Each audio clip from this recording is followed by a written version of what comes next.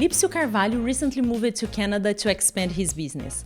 For him, social responsibility is not just a way to promote a company, but the only way to be sustainable, both environmentally and economically. Check our interview with Lipsio from Beatnik & Sons. I sell backpacks. That's it.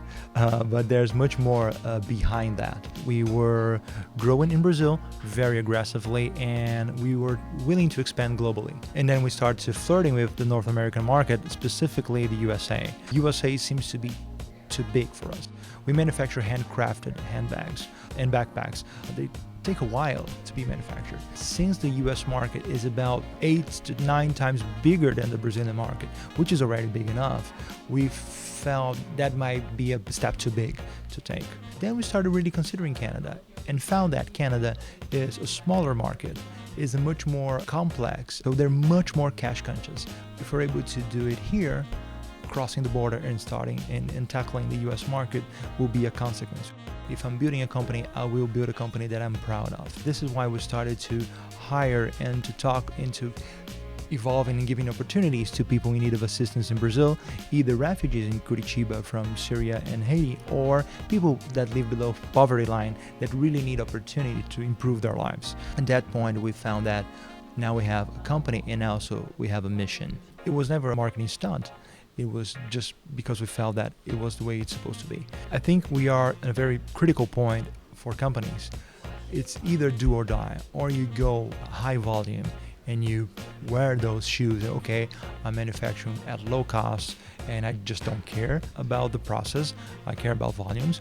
Or you really commit with the mission of creating impact beyond sales, beyond branding. 81% of Gen Zs and millennials are willing to buy from companies that have some sort of positive impact in the world. So it's not only about our mindset, it's the mindset of the future. Of course, I have a beautiful team there.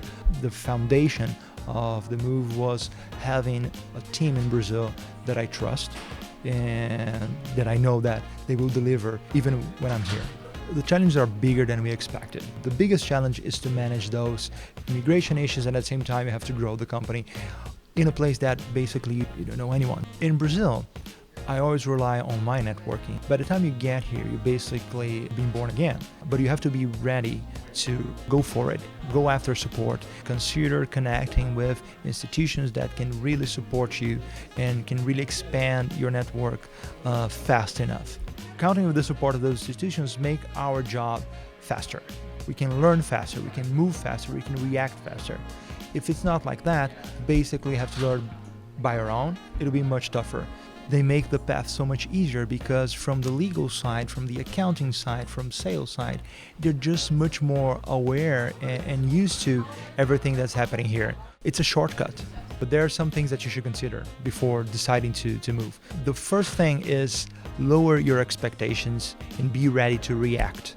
Second, it's tougher than you can even imagine. Not having all the connections, not having all the privilege that we have just for being born in Brazil and for being there for quite a while. It's not a business decision or a personal life decision. It's both. It's a very intense experience. If you're used to roller coasters, this is the biggest one, so you should be ready for that.